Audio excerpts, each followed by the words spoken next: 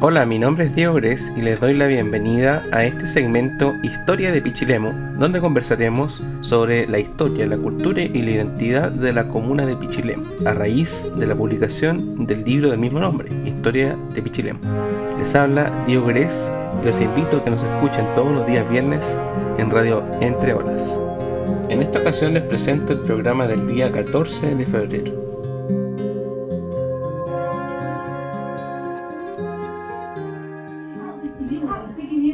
Conocer un poquito más de la historia y usted que nos visita pueda conocer un poco más de este maravilloso Pichilemu. ¿Cómo estás, Diego?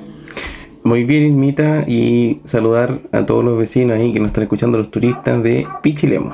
Así es, todos los turistas de Pichilemu están, por supuesto, aquí disfrutando de este verano maravilloso. Hoy estábamos hablando, Diego, antes de entrar ahí al estudio, estábamos hablando un poquito del sector El Bajo, Hoy el sector El Bajo siempre tiene una historia, pero yo la encuentro como encantadora, tanto por su gente como por la importancia que tenía hace ya varios años atrás. Claro, fue el epicentro de ahí de la llegada del ferrocarril. Ahí se instaló en el año 1926 la estación de ferrocarriles. La población del Bajo o sector del Bajo era parte de lo que era la población Ortúzar. Ajá. Que fue formada por Daniel Ortúzar a fines del siglo XIX. Oye, es maravillosa ese sector del Bajo. ¿Qué sector de Pichilemu, Diego, tú que has investigado bastante, es el sector como donde comenzamos? Porque sabemos que comenzamos en la parte de Ross, donde está el ex casino, sí, donde está el Parque Ross, el Hotel Ross, donde estaban las caballerizas, la lavandería. Oye, tenía una historia pero ahí espectacular, sí. Todo ese sector. ¿Pero cuál fue el que se pobló posteriormente? De hecho, la población Ross es mucho posterior a las que se hicieron primero. ¿Cuál se hizo primero? La primera fue la población Ortúzar, que formó Daniel Ortúzar.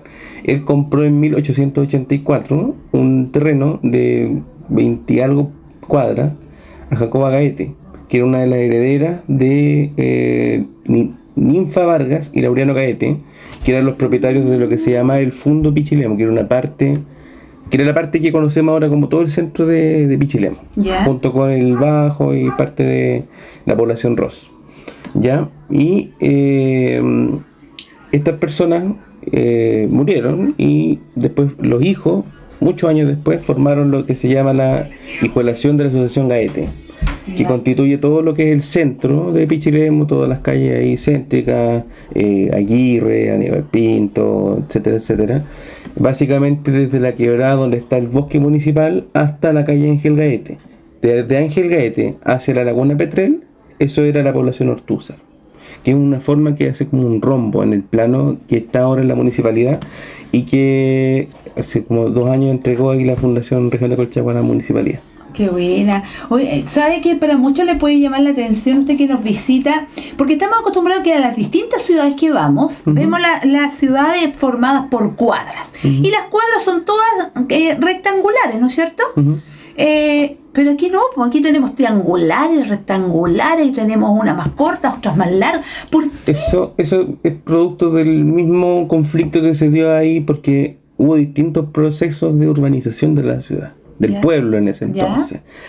Como te decía, partió ahí, yo llamaría fundador de Pichilemu a Daniel Ortúzar, porque fue el primero que le dio el impulso de urbanización al pueblo de Pichilemu, estamos hablando. Sí. Él fue el que le dio el primer impulso y empezó a vender sitios, hizo, digamos, el diseño y el plano que se aprobó recién en 1908, sí, por la municipalidad. ¿Ya? Después viene el proyecto que hacen los Gaete, que si bien eran los propietarios históricos de esta zona, de hecho una Gaete es la que le vende el terreno a Ortúzar, no fueron ellos los que urbanizaron la zona, primero fue Ortúzar, después vienen los Gaete. Muchos años después, si viene Agustín Ross, él compra en 1885 a Francisco Esteban Torrealba, lo que es lo que llamaba un fundo del lugar de San Antonio de Petrel. Recordemos que antes esta zona se llamaba toda San Antonio de Petrel, no Pichilemu. Ahí Ross quería hacer un puerto, entonces él, junto con aprovechar el muelle que había construido Daniel Ortúzar, él quería construir un puerto. Entonces hizo ahí lobby con las autoridades del gobierno y del parlamento. Además que era cercano. Es que él era muy rico, pues era banquero. No, y era cercano, porque él estaba cercano, no había sido como embajador de Chile. Sí, fue ministro plenipotenciario. Claro, entonces yo estaba como bien cercano a las autoridades. Ese puerto que hizo Daniel Ortúzar, ¿alguna vez se ocupó? ¿Llegaron?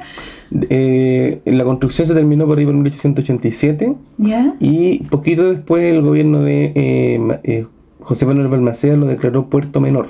¿Qué significa esto?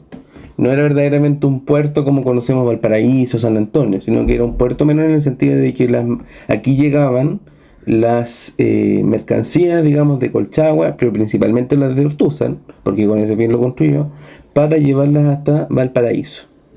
¿De aquí? Claro, porque este era un puerto menor, se llevaba al puerto mayor, Valparaíso. Era como transitorio. Era, claro.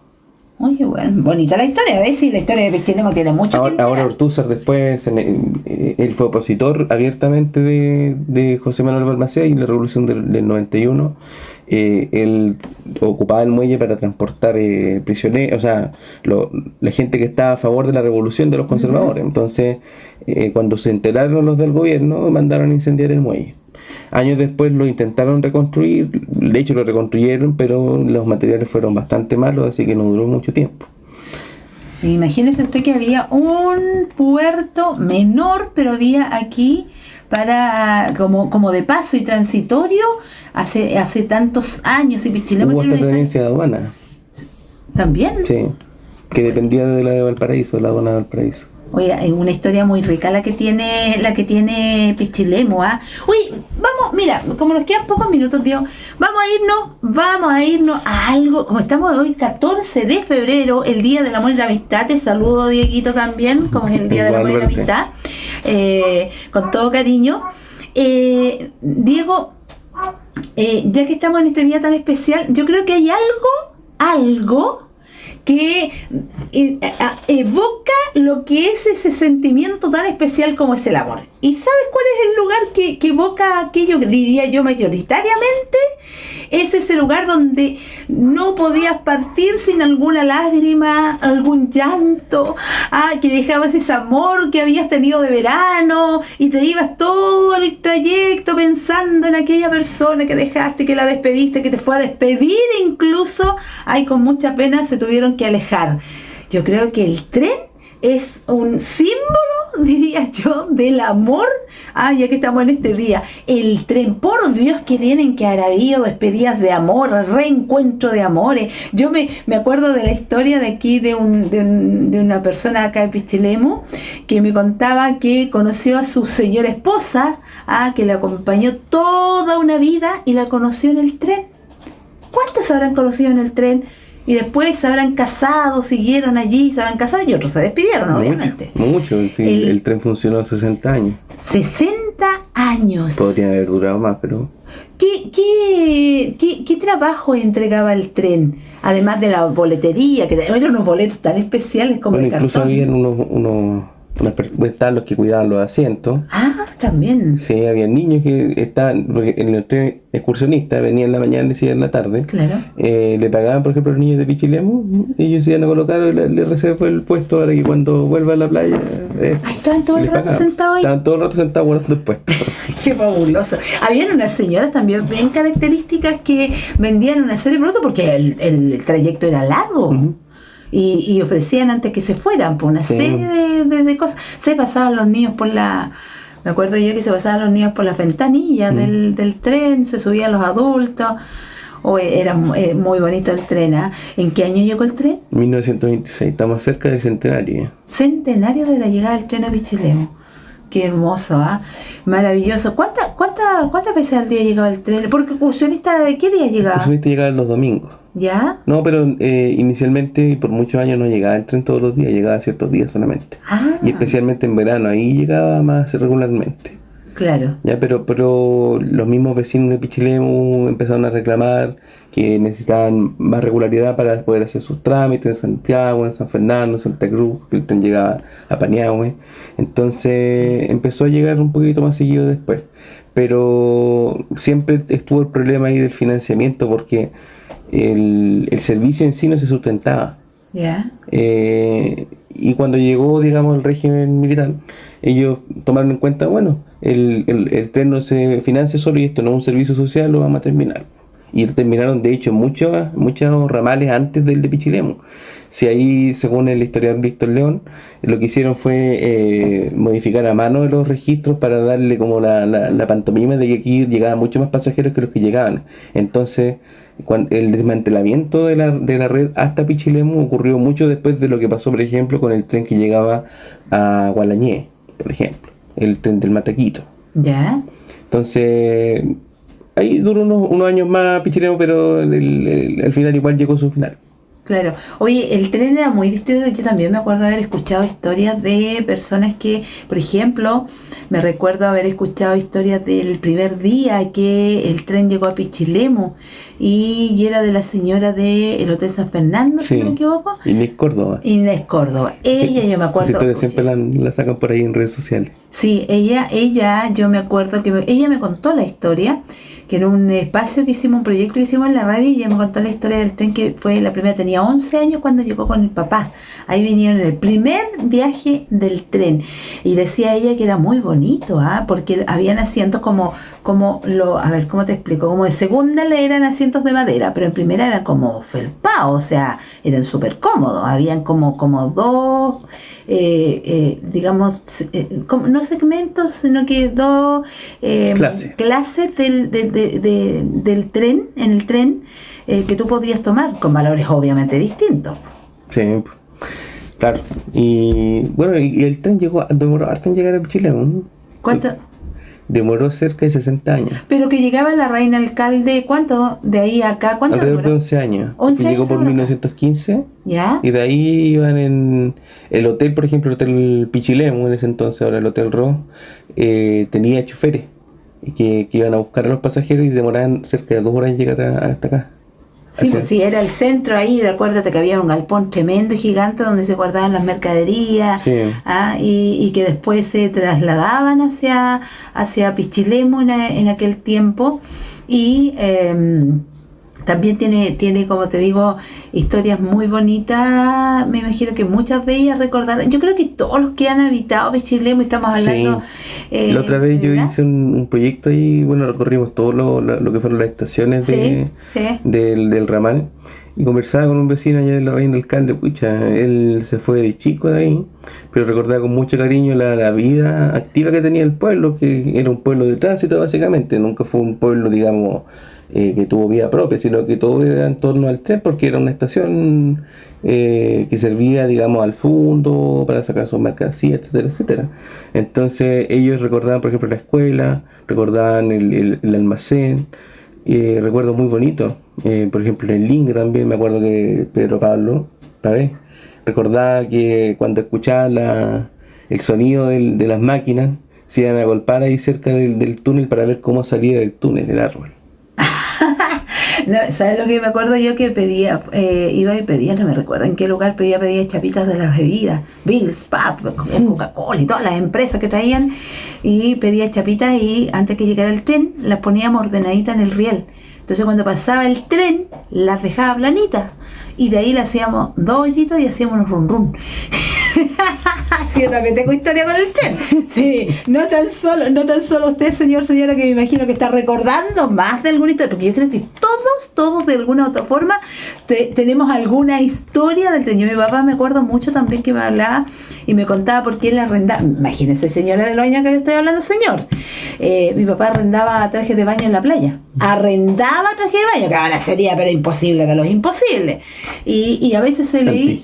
Sí, pues ahora, pero imagínate los años, se arrendaban los trajes de baño y como habían carpitas ahí mismo se cambiaban ropa y todo lo demás. Y pasajeros que se le iban con los trajes de baño, pues entonces él iba al tren a buscar a los pasajeros para que les devolvieran los trajes de baño. Historia, los salvavidas de la laguna. Oye, la laguna también puede haber sido también una parte de que puede estar ligada a este 14 de febrero. Claro, ¿te acuerdas? Los paseos que hacían a la isla. Era muy bonito todo eso que se vivía. Se iba a tomar el té allá a la isla y la gente cruzaba en los botes con todo. Mi papá también cruzaba a gente en los botes. Entonces era muy bonita la historia y la forma en que se vivía. ¿Y cuántos lugares hubieron en Pichilemu, Diego, que era la invitación a salir a bailar, a disfrutar y no era hasta alta hora de la madrugada, pero el mismo Rapa Nui, por ejemplo. claro, era el lugar. Ahí Rapa Nui tiene una historia muy bonita también, ¿eh? Qué pena que se haya perdido esa historia, Sí, pues, por el modernismo. Yo creo que debería haber quedado ahí como vestigio de algo maravilloso que se podría haber replicado contando la historia. Imagina usted que la municipalidad fue dueña de ese terreno y la municipalidad durante mucho tiempo tuvo ciertos recintos. ¿Dueña del terreno? Claro, pues si ahí funcionaba la quinta, la municipalidad concesionaba eso. ¿Ya? Uno de los concesionarios me recuerdo que fue Enrique Romero. ¿Ya? El contratista que hacía los trabajos, pero que siempre quedaba mal, era Manuel Córdoba, que es el marido de la señora Inés Córdoba. Claro. Y él fue regidor también, tuvo a su cargo algunas obras importantes. Aquí, por ejemplo, la antigua escalera que van a hacer la municipalidad, esa las construyó él, por ejemplo.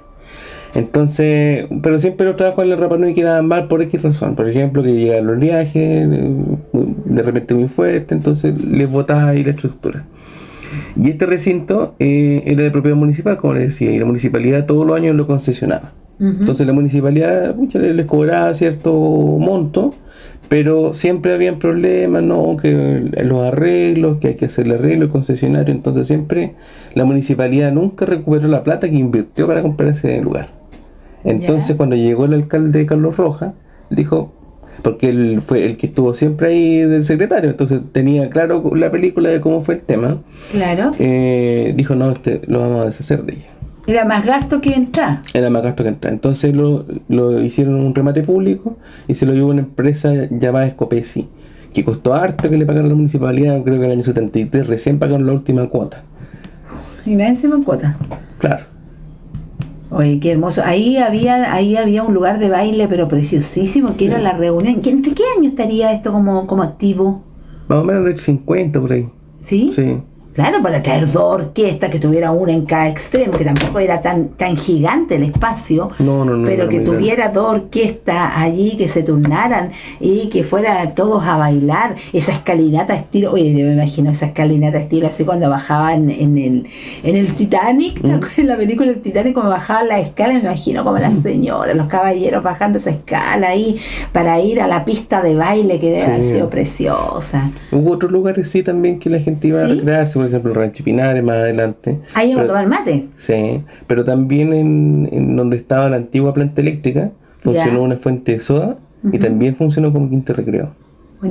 Por ahí cerca de Costanera también, Diego, decían que había un lugar que la gente iba a bailar, como en la quinta recreo, una cosa así, como algo, no sé, pero ahí por ahí algo... Debe ser esa misma. Es la misma que tú me estás indicando. Debe ser esa misma. Porque recordemos que la Costanera no existía antiguamente, pues, se creó en los años 70. La Costanera recién en los años 70, lo que nosotros podemos ver en la actualidad, que está asfaltada, todo lo que tú quieras. Sí. No, primero era de tierra, obviamente, pero claro. después se pavimentó muchos años después. Oye, todo nuestro digamos, territorio urbano, hablemos del urbano, ya tocamos un poquito la semana pasada el radio rural, pero el radio urbano todo era de tierra. Recuerda que pasaban ahí las máquinas con maicillo preparando, Avenida Ortúzar, pues imagínate de maicillo Y ese es un gran tema y que se repitió con todos los formadores de las poblaciones de Pichilemu, que conformaron lo que conocemos ahora como el centro de Pichilemu o Pichilemu Centro. Lo que pasa es que los formadores tenían la obligación legal de pavimentar, de dotar de servicios básicos, agua, alcantarillado. ¿Y usted qué cree que hacía? Cuando la asociación de Agustín Ross donó a la municipalidad lo que son las escalinatas, el parque, las calles, ellos lo hicieron con un fin.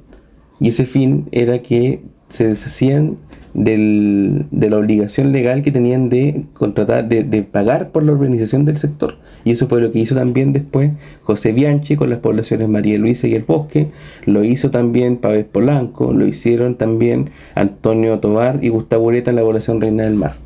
Todos se desentendían de la obligación legal que era dotar de pavimentación, con lo que significaba hacer veredas, soleras y además la pavimentación, porque José Bianchi, por ejemplo, tenía una táctica. Él le da algo a la municipalidad, pero a cambio la municipalidad tiene que aprobarle el plano. Entonces, ¿qué fue lo que hizo para que le aprobaran la población del bosque? Él cedió una franja para que sirviera como cancha de aviación. Entonces, él le da la cancha de aviación, pero ustedes me aprueban el plano y yo me desentiendo ahí del tema de la urbanización, no pavimento nunca, porque nunca lo pavimentaron. Todas esas calles, Lugano, Suiza, Berno, Claro. todas esas. Pero ustedes me aprueban el plano y yo puedo vender los sitios. Bueno, historias que tiene Pichilemu que son encantadoras, que son cautivadoras, que son muy interesantes. Cuando usted, ahora que, porque hay mucha gente que ve en la actualidad y ve ciertos lugares y vestigios que todavía quedan y que ojalá exista siempre esa mentalidad de como somos zona turística y es tan hermoso que vamos, restaurando todo aquello y que permanezca por muchos años más, porque es un atractivo pero enorme. Y cuando aquellas personas que nos visitan, que muchas gracias por su visita, la ven, comienzan a imaginar cómo sería este Pichilemu antes, y eso es lo que queremos nosotros ir recordando como ciertos episodios, Sí. lugares distintos, parte de la historia. Pero si lo piensan, no ha cambiado mucho. No ha cambiado mucho, pero no queremos Hay cosas que han cambiado, pero no, yo creo que quienes habitamos acá en Pichilemu, muchos de nosotros queremos que no cambie mucho, es al revés. A lo mejor aumente en población, indiscutible. Obviamente que el aumento de población conlleva a que tengas que aumentar el comercio, a que tiene que haber otros servicios, todo lo demás, pero no se vaya tanto a encementar todo, me refiero con hacer edificios y cosas, porque creo que perdería un poquito esa la identidad. pero pierde también ese encanto que tiene, que es atractivo. Y el aroma campechano que tiene. Claro, porque salir del cemento de su lugar de origen para venir a encerrarse o venir a pasear a un lugar que tiene lo mismo encementado por Sí. todos lados, grandes edificios y todo lo demás, no tendría como el sentido. Pero hay cosas que sí deben cambiar. Y yo creo, por ejemplo, Ajá. que hay que pensar en alguna vía alternativa que vaya a ese Punta de Lobo. ¿Por qué? Porque Y no tan solo es un Punta Lobo, problema la muy grande. salida. Sí. Te estaba comentando cuando tú llegaste, estábamos ahí por interno comentando de que la fila para entrar a Pichilemu, doble fila, es enorme la que hay. Te demoras un siglo en el semáforo. Para que hablar ahí de la necesidad de una vía lenta y en la cuesta, Sí. por los camiones. Y que cuando se hizo todo este nuevo trayecto, este nuevo, digamos, camino, se debería haber hecho y pensado inmediatamente. Ahora Sí. ya estamos como en un sueño que espero que alguna generación lo pueda ver. Pero imagine usted que en el camino a Bucalemu, una parte por lo menos tiene vía lenta. Sí. Pero aquí no tenemos la ruta 90. Nunca es que como que todo se va haciendo a paso y cuando se hace Sí. a paso queda en el olvido. Sí. El paso siguiente se va al olvido. Pero bueno, lo importante es que tenemos la opción de disfrutar de un hermoso balneario de Pichilemu y que con todo lo que hemos hablado, mira, no sé si lo comparáramos en la actualidad, no sé si hablaríamos de un lugar que ha ido... estoy hablando en la parte entretención, ha ido aumentando o continuando con la entretención, o hemos ido dándole prioridad a una cosa y quitando otra, que cuando tú vienes a Pichilemu no tan solo quieres descansar, sino que quieres divertirte, quieres disfrutar con la familia, quieres tener lugares para poder salir, tener esparcimiento, y en ese esparcimiento existe el relajo también, que es una de las cosas importantes porque Sí. tú buscas cuando sales, pero como que hemos ido perdiendo también aquella parte. Bueno, antiguamente el sector más turístico de Pichilemu era lo que formó Agustín Ross, y todos los años había bandas ahí que se ponían en el parque y daban entretención a los veraneantes.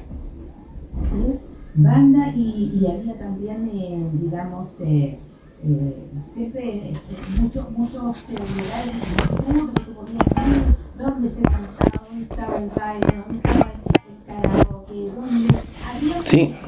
El otro día conversábamos ahí con un amigo y decíamos, ahora no hay muchos lugares donde ir a pasarlo bien un día en la noche. No. Sí, por ejemplo, Pava y dos, básicamente. Sí.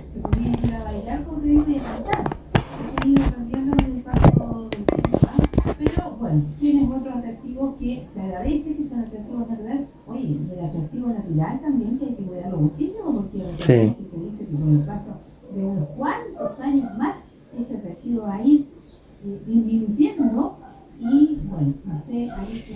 pasar con las próximas generaciones, porque ya playa van a tener que ir a tomar el solcito por ahí, en Ortuza van a tener que poner las toallas. Claro. Bueno, y no solo playa, Imita, porque Pichilemu está creciendo para todas partes y también hay que cuidar el bosque, que es el pulmón de nuestra ciudad.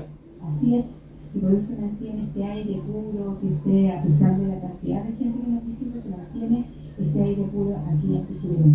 Dieguito, nos vemos y nos encontramos el próximo viernes, ¿te parece? No hay problema, aquí estaremos hablando de otro tema. Y otro tema que vamos a dejar inmediatamente para poder contarles desde tempranito cuál es el tema que vamos a tratar la próxima semana, porque ahí vamos conociendo pasito a pasito, poquito a poquito, vamos conociendo este hermoso balneario, la conocemos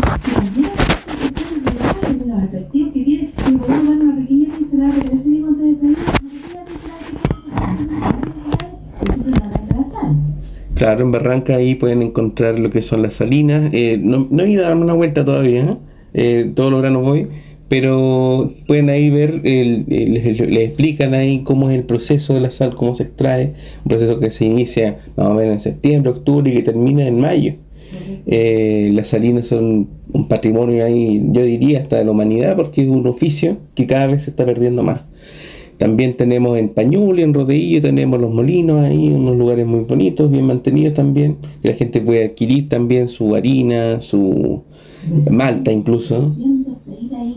Sí, pueden ver el proceso también, cómo se muele, todo muy artesanal, pero también con una increíble capacidad intelectual quienes lo formaron, y con mucho esfuerzo.